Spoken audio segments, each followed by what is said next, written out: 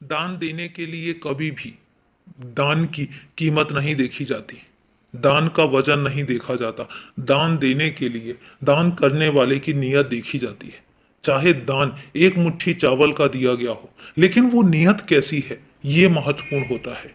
चाहे वो 1 रुपए की चीज क्यों ना दी गई हो, लेकिन तुमने किस नीयत से दिया है ये जरूरी है। कहीं उस दान में लालच तो नहीं छुपा है। कहीं उस दान में बदले की भावना तो नहीं छुपी है कि तुम अगर दान करोगे तो बदले में तुम्हें भी कुछ मिलेगा। अगर ऐसा है तो फिर दान ना ही करो तो ज्यादा अच्छा है, क्योंकि उस दान में तुम्हें फल नहीं मिलेगा। दान तो वो हो कि दिल से दिया जाए। दान वो हो कि जिसमें लालच ना हो। दान वो हो कि जिसमें अपने लिए कुछ भी ना हो और कुछ भी ना मांगो। दान वो हो जो दूसरे के लिए आत्मीयता हो, इंसानियत हो। और उसके बाद जब दूसरों को समझ के दान दिया जाएगा तो वो दान तुम्हें बहुत तरक्की, बहुत समृद्धि देगा और ढेर सारा आशीर्वाद देगा।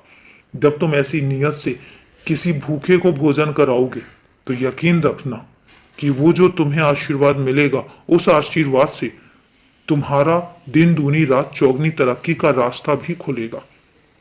इसलिए मैं तुमसे कहता हूं कि दान देते हुए कभी ये मत सोचना कि बदले में तुम्हें कुछ चाहिए। और एक बात मैं तुमसे कहता हूं कि दान की सर्वश्रेष्ठ दान वही है जो अन्नदान में दिया जाए। अन्नदान सबसे श्रेष्ठ माना गया है। तुम्हारे लिए जरूरी यह नहीं है कि तुम अपनी जेब खाली करके दान करो। अपना और अपने परिवार का ख्याल रखना भी तुम्हारी जिम्मेदारी है, और उसके लिए मैं तुम्हें कभी मना नहीं करूंगा। परंतु इसके बाद तुम जितना भी दान करते हो साफ नियत से करो, किसी के दिखावे के लिए नहीं। सिर्फ और सिर्फ दान देने की नियत से दान करो।